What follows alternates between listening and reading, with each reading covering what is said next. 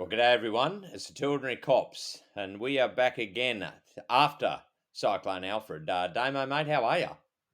Mate, we're still afloat. It's all right. We didn't get, we didn't get a lot of wind, but I think we got more rain than Queensland, so that's saying something. No, it was a good. It was a bit needed.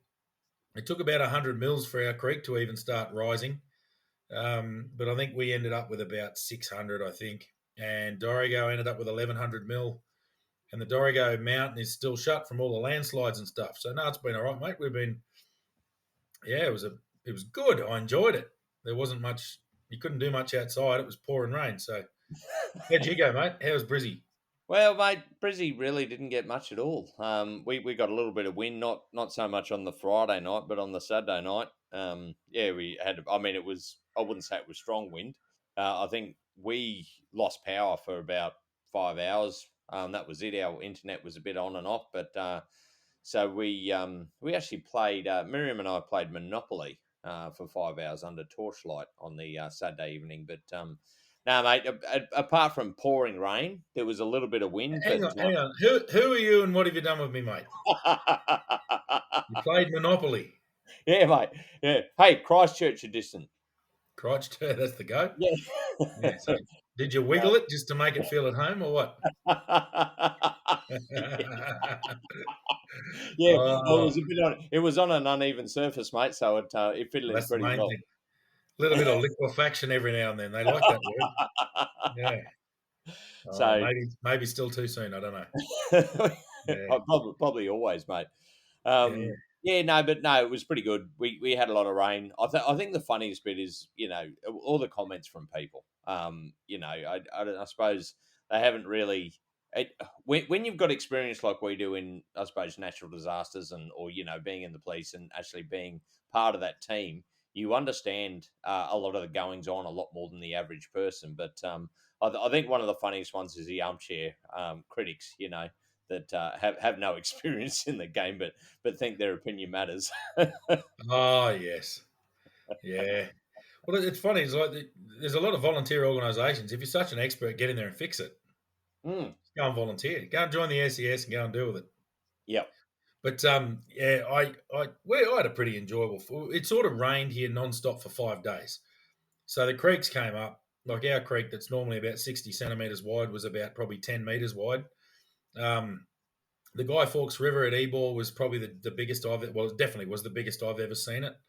There was a couple of old locals who'd seen it a little bit bigger, and one old bloke who's been there forever, and he's seen it up and where the car park is now for the pub. So yeah, that's massive. And you got to remember, we're right on top of the hill, so everything that rains there's only got a really short catchment. yeah. Just That's to show right. you how much rain we were getting, um, it was just bucketing. There was just heaps and heaps of rain. So for that amount of floodwater from such a small catchment, it's pretty impressive. But on I think it was the Thursday. A mate of mine in the RFS as well. He said, "Oh, mate, we should probably go and just make sure that chainsaws are sweet and everything else. Because I mean, the chainsaws are something you maintain every now and then, but we sort of always check the pumps and things like that to make sure the trucks are good to go. Not all the time. You just drop into the shed and check everything. So anyway, we turn up and Ebor's got no power, so we go in there. We can't see much, but he started the chainsaw. It worked, and I found a little problem that I rang through, and all of a sudden they're like, "What's going on in Ebor? It must be all happening." And we're like, "Yeah, it's pouring rain, but we're just going to duck down and do a welfare check on Budgie at the pub." Yeah. So we dropped into the pub on Thursday. Anyway, we walk in the door and he goes, "G'day, boys, how are you?" He said, "There's a beer in it for you if you can help me get the generator going." He's got a big diesel Jenny out the back, runs the whole place. So we walked out the back. He's got a broken arm broken shoulder bone somewhere at the moment. So he can't lift anything. So we went out the back and we pulled the cover off the Jenny, started it up, came inside and had a Guinness. It was Oh, fantastic. It was good Guinness outstanding. weather, actually. And we didn't, well, we just had, I think we had probably 2 beers each. But then while we were there, the phone was ringing hot. Everyone was checking up on Budgie as the liaison for Ebor. And one of the phone calls he got was from Channel 7 Tamworth. And they were just after a snippet as to what's going on in Ebor. And he said, "Well, actually, I've got the senior deputy captain of the Ebor Fire Brigade. He's come to do a welfare check on me. I'll just put him on." And I put my schooner down, grabbed the phone, walked outside, and went, "Yes, and yes, we have received a great deal of rainfall in the last few days and hours, and the forecast coming up is quite concerning. However, I am sure that the good people of Ebor will be fine, and everything will be a-okay at the end of it. And Ebor Falls is cranking everybody. It's really impressive. And basically, I told him there was nothing going on. It's just raining and the water's running downhill, and he should be ringing Grafton because that's where all the water's going. Yeah. Anyway, so I was back in the emergency services talking head, well, talking phone anyway. So Yeah, well, mate, look, mate, and look, for all the listeners out there, I reckon, and I'm going to vote for this. You can take it to the kangaroo court if you want. However, I think that's a cartonable offence. well, I wasn't. Well, mate, you know me. I'm happy to buy and drink a carton with you. So yeah, no, I was on the news again, but I didn't, I didn't even see it or hear it or anything. I don't know if I was on or if I made it. I don't think it was that high quality, and there wasn't much to report. Just quietly, No, no, well, I think the that's weather reports for Ebor because of the really high rain totals that got people talking, but um, yeah, it wasn't harmful. It was a lot of rain and it just washed us away, so it's all good. yeah. I mean, you guys had rain over a number of days, whereas we Mm. really only had it over a day or day and a half maximum. Especially where I am in Indooroopilly, I mean, we had a couple of roads cut, but nothing overly serious. Couple of trees fell over, but again, nothing serious, nothing out of the ordinary. Yeah, We just contact the council. They either set up a roadblock and basically go from there. So yeah. um, The actually a couple. I did get asked because obviously people know, people listen to the podcast. They know that I was a copper in previous life, and a lot of people do ask. They see in New South Wales, especially, they see the SES vehicles driving around, and everyone sort of knows the RFS because of the fires, and everyone sort of knows the RFS is there because the shed's in town. yeah, So people ask, well, what do the cops do normally in stuff like this? And I sort of said, well, it's different everywhere, but generally it's just a lot of coordination. And whenever there's evacuation orders or things like that, you go out and liaise with everybody. I saw they mobilised all the police recruits in Brisbane. There was the police recruits were out knocking on doors, and that's great. That's really good because they get a bit exposed to the public, and these are raw recruits operating in groups, obviously with a bit of supervision. yeah. But that's pretty good. What did you guys do to? Oh, remember when Alfred came over and we had to go door knocking? So Oh, they'll remember that. It'll be their first sort of operational experience before they even hit the road. So hey, that was mate, good.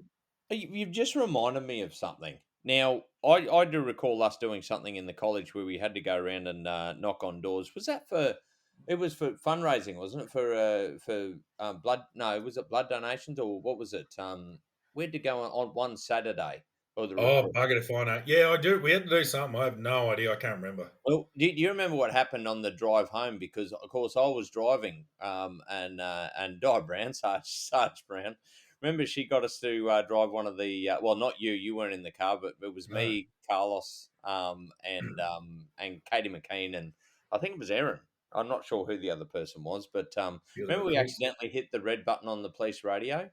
Oh, yes. Yeah, for those who aren't police, and actually all the coppers will understand this. On those Motorola, everyone uses very similar radios. There's Motorola radios, and they've got a big red button on the top of them, and that's an emergency button. Basically, what it does is broadcasts for, I think it's 30 seconds or a minute. Yeah. And anyway, someone was was it you or someone No, was no, I fumbling was with the radio? driving. I Yeah, was driving. They reckon all they could hear because so Carlos was having a play on the radio because he goes, "Oh, look at yeah, this." We hadn't seen it. We hadn't been trained anything in it. This was only like probably a month or two into the college, so yeah. we we were just driving the car back because the sergeant asked us to. Anyway, Carlos goes, "Oh," and anyways, and it's gone, because it makes that sound, and he goes, It goes, yeah, it's "Holy like an crap! alert sound. I've hit the red button." Well, no, it was no. I think because he had a Colombian accent, that's what made this so funny. He goes, Yeah. "Holy shit, man! I think I just hit the red button." And Anyway, then, so he's gone, "How do you turn this shit off?" yeah, that's right. So he's broadcast over Channel One Darwin, which is the operational channel for Greater Darwin, Yeah. apart from Palmerston. There's holy shit, man! I hit the red button. How do I turn it off? And It's like, hey, call someone to go ahead. Who is this? And they're not even logged on. There's nothing. You're using the car for transport. You're not even meant to have the radio on. that's right, yeah. And yeah, And apparently then Guy Brown goes, the watch commander wants to talk to us. No, there wouldn't have been a drama. Like, I think I helped out a watch commander one night. I mean, it's a job I would have done, but um, you wouldn't give a shit. Be like, ah, bloody recruits, and you'd move on. But yeah, apparently Yeah. they wanted to have a chat to him. They reckon the other thing they could hear was my laughter because I was just Oh, pissing no doubt. myself laughing in the background. Well, it is quite distinctive, my friend. Yeah. Yes. Uh, So yeah, the other what police do during a big emergency like that is lots of coordination, lots of hands. It's all hands on deck. You're filling sandbags. You're just doing anything. You're doing. The other thing is shit still happens. You're still the cops. yeah, You've yeah, just got the problem of there happens to be a cyclone. So um, some of the wild shit that happens, like if people are panic buying and carrying on, crowds can get aggressive and people are selfish, and you know yeah. you have to And, deal with that sort of crap. and, But you, and a you lot get, of the actual emergency response stuff is just at the higher ranks where you might be coordinating or you might be working in a multi-agency emergency operation center or something like that. yeah. And I think the other thing is you deal with a lot of idiots, like the ones that try and drive through flooded creeks, and then they've got to be rescued and all that sort of thing. It's mate, there must be something on my feed at the moment because on my feed on Facebook, I keep on getting these cars trying to go through bloody water, and Yeah. yeah, it look, it, they say when it's flooded, forget it, and that's exactly right. If you have no understanding of how to drive through water, don't do it.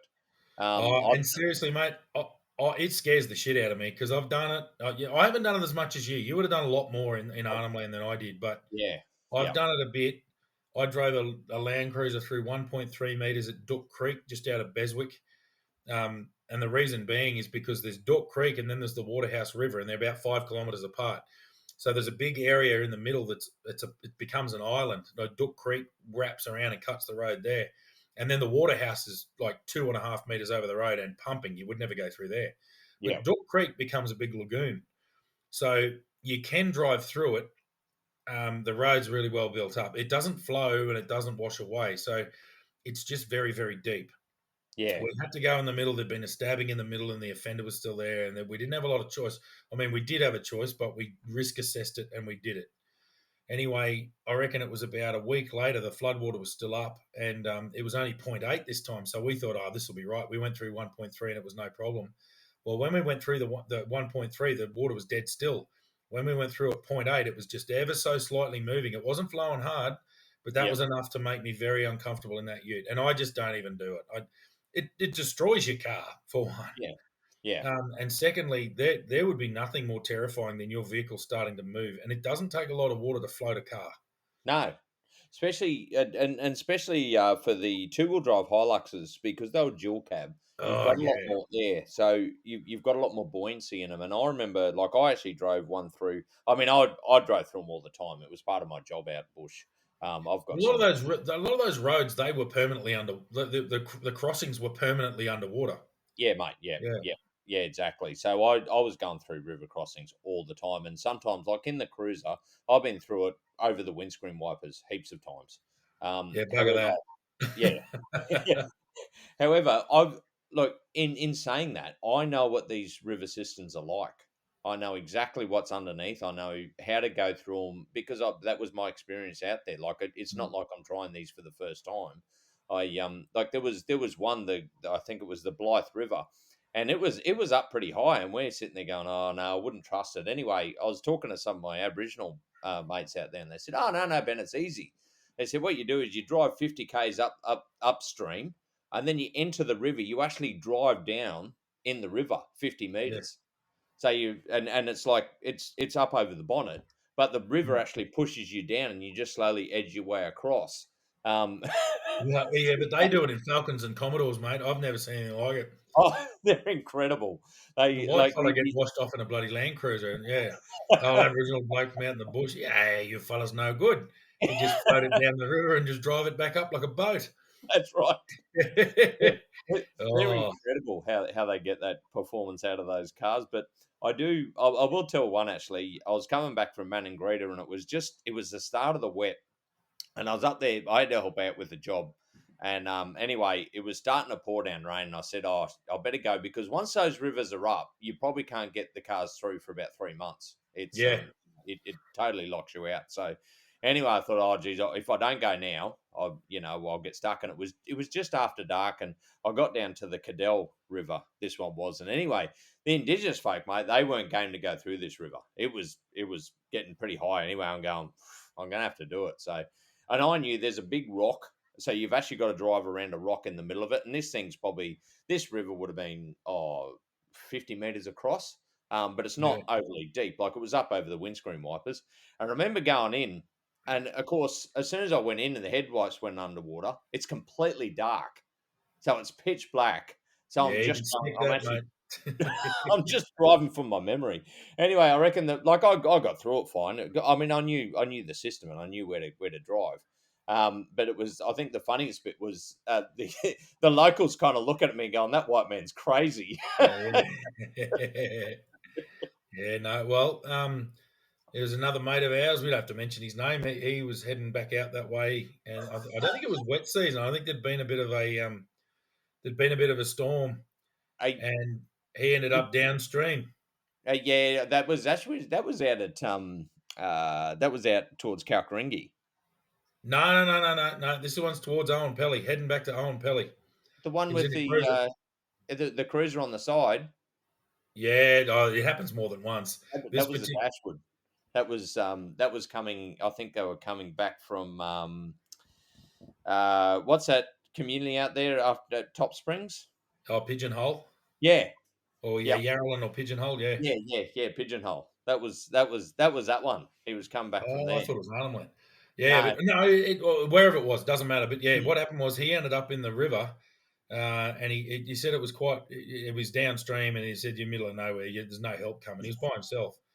Anyway, he got out of the front of the car, said this has got knobs on it in here, and he actually got on top of it, and he's sitting up the top, and he can hear bumps and carrying on, and the crocodile population up there is way higher than I'd like. yeah. And anyway, what he did was, which is quite clever, he got himself into the cage, and I can't remember the exact details, but I've got a feeling he actually got a bit of rope or something. He didn't want to This, lock it or hold it all night in case he sort of dozed off, but he was up to about his above the like his solar plexus in water in the cage of the police car. But he pulled the door shut in such a way and then tied it off to the back of the cage so that it was held shut. He could get out if he needed to. But he yeah. didn't need any snapping handbags coming in there and having a feast on him. So No, that would have been that's a different story. That yeah, was no, this was. I'm pretty sure this was unlike. But anyway, that yeah. So that was a mate. You know him. We won't drop his name because Paul Bugger no. probably doesn't want that story told. But it did make the news up there, and he was rescued the next day. But he was in that vehicle for a very long time and Yeah, washed off the causeway. yep, and And it that's was yeah. that's not the first Land Cruiser to that happen. And for everybody listening, they're quite an expensive vehicle. Oh yeah, God. And but not just that. That's terrifying. Yeah, You know, we had a bloke washed off Wild Cattle Creek here in the last week. So where I am, Dorrie goes down. It is east, pretty well due east of us, and then down sort of northeast of Dorrigo is Megan, or north of Dorrigo is a little community called Megan, and there's a windy track that goes down through that really steep, long range down to the top or the back end of Coffs Harbour. Anyway, there's a couple of creek crossings through there, and that particular, I think it was Thursday or Friday, that water that was our heaviest rain, and that's when all the creeks were way up and he went to cross Wild Cattle Creek, and just the sheer momentum of that crossing, there was no yeah, way he was getting across. He was washed off. Apparently, rescuers were there pretty quickly, and they had him in it. He was holding onto a tree, and they couldn't get hold of him. They couldn't get to him, and he let go and was washed away. And unfortunately, they found his body about 6 hours later. So that's only last week, and yep. that's what happens. So it's And yeah, look, it's not. It's got knobs on it, Schultzy. oh yeah, that's why they say if it's flooded, forget it, because people don't understand the power of a current. The Mm. depth. I mean, if you're in a Land Cruiser, it's got a snorkel and all that. The depth's not so much the issue. If say if it's up to the bonnet, but the flow of that water is. Oh That yeah, that's what will get you every single time. So and it's you got to think. Yeah, you got to think about that sort of stuff, and it just ain't worth it. If you have no experience in driving through water, don't even try it. no, no. I did it from a kid. I mean, my dad was driving a small 3-ton truck. It was a petrol, mate, with no snorkel, and he used to drive it through flooded river, but he kind of taught me how you do it with the bow wave and all that sort of thing, and so I can do it. But the thing is, really, why is it worth it? No, It's never worth it. generally not. Generally trashes your vehicle. Like, you got to remember, we're emergency services. I only did Yeah. it because we kind of had to balance it up. It's the old saying of, do you? It's like an aviation saying is, does this flight have to occur? Yep. Well, I would say if you're flying for the RFDS and you've got a very badly injured person there and you risk assess and you can go, yeah, you're gonna go. But if you're going on a joy flight over Uluru, you're not going to go, are you? No, So that's it's, if there's a risk, if there's a weather problem or something. So it's the same with that. We yep. we risk assessed and went, Yeah. well, we know the road can't be washed away. There's no flow. It's just deep water, and there's a person stabbed in the middle. So we have to do our best. Like, what? Yep. And it would have got to the point, look, we can't do it. We'll get a flood boat and we can get the boat across. But you got to risk assess all the time. But we had to sort of weigh up risk versus reward. Yep. And in the emergency services, sometimes it is worth taking that little bit of extra risk, and it's calculated, and you do it. Is it worth it if you're just skylarking and looking around? Nah, probably not. Or no, No, that's definitely not. right. So, and it's Well, just, I don't know, a lot of people will be listening going, just do it. What's wrong with it? It's like, yeah, that's all well and good until you're washed off the bloody causeway and yeah. these are fast flowing rivers. I grew up in Western Queensland. A lot of that slow moving riverine flooding, the water just comes up. There's not a lot of flow except in the actual channel of the river. Yeah. And yeah, they used to cross kilometers of water at point 0.6 or point 0.4 or point 0.2. I remember that as a kid. Yeah. But it was safe because the river wasn't very high. Yeah. But we're talking about flash flooding in hilly areas where the water flow is out of control. There's no way I wouldn't be driving across it. No. No. No, no, that's exactly right. I mean, Mhm. all mine was done in the execution of my duty. I was, Yeah. especially after the cyclones, it was because I had to go and check all the outstations, make sure people are all right, and all that sort of stuff. And I'd do welfare checks and all that sort of thing. And yeah, I mean, but that's the joy of actually having people out there with local knowledge as well. You can't be a copper and just rock up there and think you can cross a river, even if you have got experience. You've got to know the river systems and how they work and where the roads are. So it's I mean, it's just experience. Yeah. That's exactly what you And need. listening So listening to the locals. Yeah. No, yeah, well, definitely. yeah. I mean, they know it best. They're just incredible. Actually, it was funny. The other day, I had while I was at the pub. I think I mentioned this beforehand, but we're at the pub, having just checked the fire shed, and we were down there. And one of the phone calls I took was actually from the Armidale Fire Control, and they were saying, "Can you just give us updates?" So I was like feeding a bit of information back, anything relevant to do with problems around us, because it's a multi-agency response. So the RFS, while the place isn't on fire, they're still an emergency service with knowledge on how to run an emergency. So they're still involved in the situation. And the RFS, having local people all over the place, are a pretty good source of information. So we were providing intelligence back, and it was more being fed through the fire control centre to the SES. And anyway, one of the things was, just so you're aware that they're pre-positioning a rapid water rescue team at the Ebor pub. They're going to be just positioned there. And Yeah. I just laughed and said, why? The only thing that's going to be rapid moving liquid around here is the bloody urine down the bloody urinal. There's no, everyone's going to the pub. You can't do cattle work in bloody 3 inches an hour of rain. So anyway, but look, the reason they were deploying them there is because it was the western edge of the warning area. So the bad weather, or the heavy rainfall flood warning area, came out to Ebor.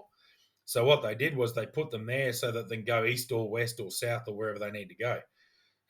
So anyway, they were there, and apparently they weren't there very long, because they did very quickly get deployed into North Dorrigo the to the fellow who was washed off the creek there. But yeah, I had a bit of a laugh to myself. As you're putting him in Ebor, the water runs away and it doesn't run over the road. It's all good. Well, mate, there could be worse places to be deployed. And I look, it was funny because there was a lot of people sitting there saying, they've got emergency service and they're sitting there waiting, and people are just making just general comments. And I said, mate, it's the old thing of hurry up and wait. So you rush and you get everything prepared, and then you just sit there just waiting to get deployed somewhere. So Yeah, and that's it. And that's just the nature of the beast. It's the same.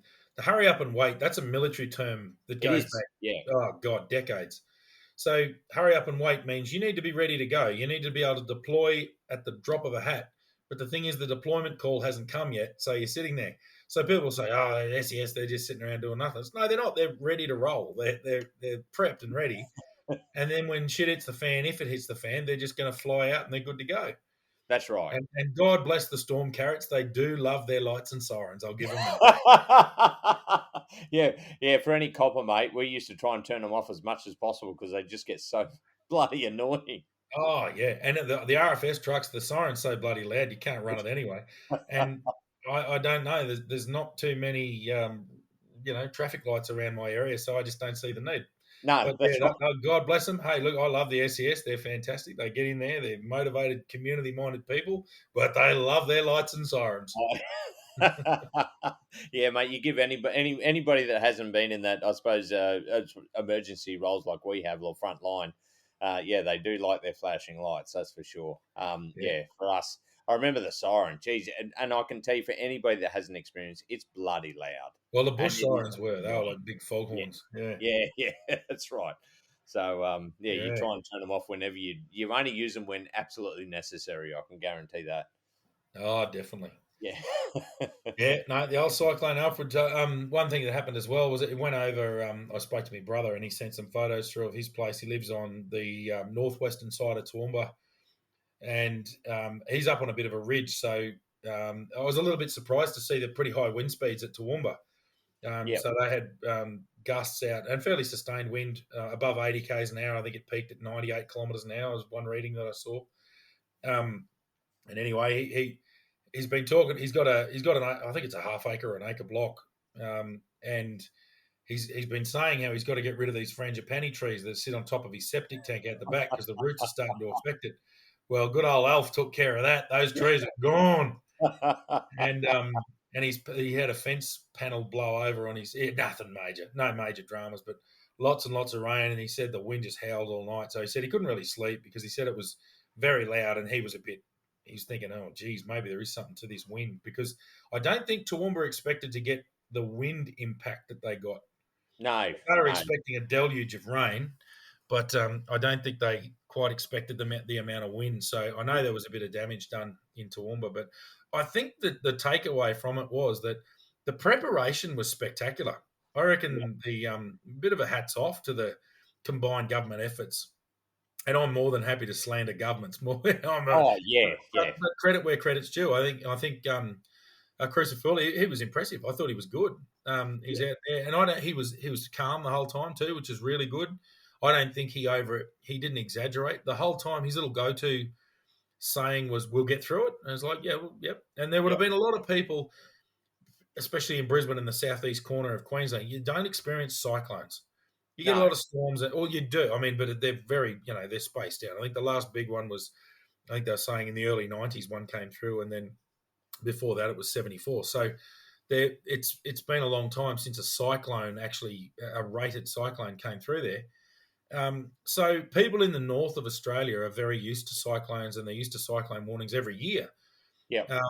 And I think, yeah, the people in southeast Queensland, there would have been a fair bit of apprehension getting around there, and northern New South Wales. And I felt very sorry for people in Lismore, like the poor buggers. They went through catastrophic flooding only 3 or 2.5 years ago, and Yeah. now all of a sudden here they are again. So I was thinking, shit. I very early on thought that the cyclone's not going to be the problem. It's going to be the flooding that's going to be the drama.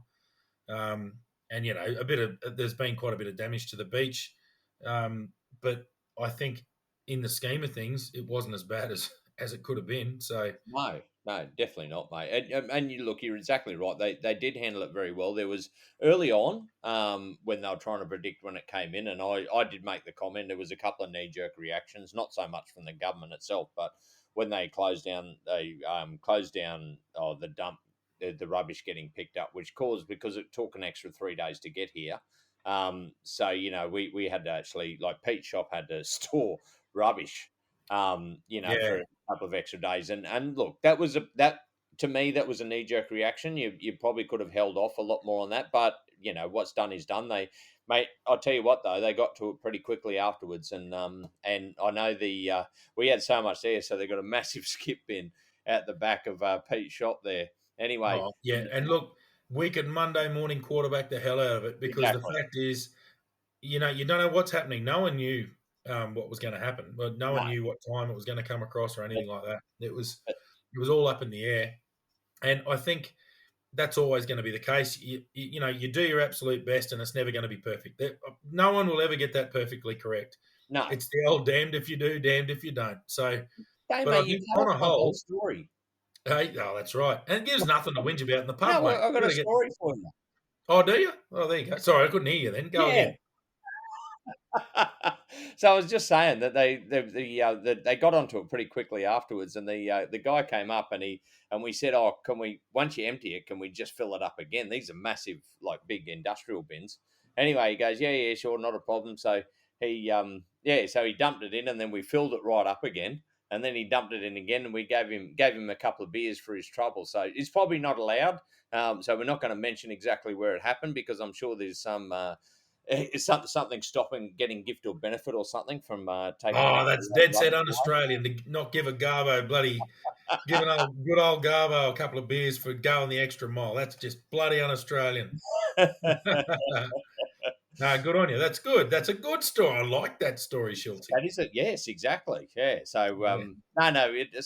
And look, in those times, it was really good to see some of the community come together and help out and all that sort of thing. It's I mean, like everybody always says, we go through it together, and nothing brings people together more than a natural disaster. No, a Usually, bit of a shared problem. It's good. yeah, it Gives you, is. if nothing else, it gives two worn out old podcasters something to talk about. Oh, exactly right, mate. Yeah. Yes, that's exactly right. So, Yeah. No, that's good. Actually, yeah, we were ready to go, but I don't think anything got in the end. I mean, I pulled and chainsawed. Oh, well, I chainsawed one, but I pulled a few um, trees off roads and things like that. But mate, I was in the minority. Everyone was doing that. There were blokes on the council just doing laps around the roads, yep, around the area with chainsaws, just cutting trees off roads. yep. And they were cheerful. They're having a great day. Oh, I thought it was fantastic. We get to see all the creeks, see what's coming up, see what problems are going on. We find a tree down, we just chop it up, throw it off the road. Bloody great yep. job. So they were having a fun. Now that's the other thing. This doesn't have to be morbid and scary. It can be No, fun. I yep. found the whole thing quite enjoyable. I love watching the creek come up and watch all the rain, and it's fantastic. Yeah, well, it's something out of the ordinary, and look, and it is. It's good fun. You get together with people, and I mean, we had our biggest thing there. I think is if the power went off, the butcher just next door who you met, he actually listens to the podcast. So big shout out to Chris. But Yeah. yeah, we said, mate, if your fridges go off, well, I'm just going to bring my smoke over. We're just going to smoke up a whole lot of meat and feed the community. Oh yeah. And that would have been great. Imagine how full you wouldn't be able to drink, mate. You'd be so full. Yeah, Yeah. wouldn't you? Spectacular. No, it So is good, man, and that's what I did enjoy. There is also a sense of purpose for people around the place when, people are making phone calls, and there are legitimately problems potentially going on. So yep, yeah, it's good. It just gets everyone out of their comfort zone a bit, and I think it's not a bad that damage to people's businesses and losing homes and stuff. That's never good. That's terrible. If people lose everything, that's terrible. yeah, But I yeah. think the positive takeaway is that this one doesn't look like it's caused catastrophic problems, and it's a good little pulls everyone together a bit. That's right, People will mate. talk about it for years. I remember the big floods of Alfred, and yeah, Yeah. no. Yeah, that's right. Yeah, well, and the other thing is, mate, I'll give a shout out to Caleb. He's the chippy that listens to us. He obviously Oh yeah, helps yep, out. Yeah, he obviously helps out with the fireys and or the SES and all that sort of thing. So he actually sent through some photos of them clearing the road and all that sort of thing. So at Pine Mountain. So yeah, no, that was pretty good. Thanks, Caleb, mate. Yeah, it's awesome good work, and work, mate. it's all those people that get together and do that sort of stuff like you were, and everybody plays a part. Yeah, that's it. And look, and that's the thing. It's like a lot of people sit around and go, "Oh, what's the government going to do about it? What are you going to do about this? Oh, they should be doing more about." Don't whinge about they. Become they. You Yep, know, this isn't a recruiting for any volunteer organisations, but it's a great thing. It gives you a bit of purpose. If you've yep, got some spare time and you've got something to do and you want to sort of have a go at something, I reckon it's good. I quite enjoy the RFS. To me, I mean, it's you've got professional emergency services, then you've got your volunteers, and the beauty of the volunteers is you do as much as you can, and If you can't turn up, you don't turn up. If you can turn up, you turn up, and you just have a go, and you just Yep. keep positive and just do your thing. And you're not getting paid, so it's all you get good training out of it. If nothing else, you get some good skills. I Yep. think it's fantastic. I've learned heaps in the RFS, especially around pumps and trucks and all that sort of stuff, and chainsaw use. I've been trained on how to cut trees down. I mean, I've always had an understanding on how to use a chainsaw, but you learn some really good stuff. And Oh, yeah, I yeah. reckon it's great. Yeah, no, it's fantastic, mate. And look, that's the joy of, I suppose, experiencing something new or going more into depth into something new. And mate, I've actually got to do another shout out to Cherry Ann. She's actually she's ex-wife of one of my mates. And anyway, she sent a message because somebody passed away who we all knew, and all that sort of stuff. So yeah, a bit of sad news, but she listens to the podcast and loves it. So big That's shout out good. to her as well. So that's just another one in the yeah, out there listening. So, and yeah, I mean, thanks for everybody listening. Sorry I haven't been on the socials as much. As you can understand, I've just been through well, I wouldn't really call it a cyclone, but a bit of a windstorm with a shitload of rain. So I've Yeah, been pretty busy. yeah, you sat under a cyclone, mate. You did well. Yeah. Playing Monopoly. Well, that'll probably wrap us up. Just a bit of a tropical cyclone Alfred wrap up, mate. Yep, definitely. And I suppose you know, bit of give and take from what we've learnt and a few of the stories to go along the way. So Yeah, no, that's yeah, good, mate. Well, we'll see you next week. Keep in touch. Let us know. Give us some Let us know what you want to hear about. Give us some feedback. yep, yep. We'll keep talking snot. Exactly. Exactly right. All right, everybody. We'll see you next time.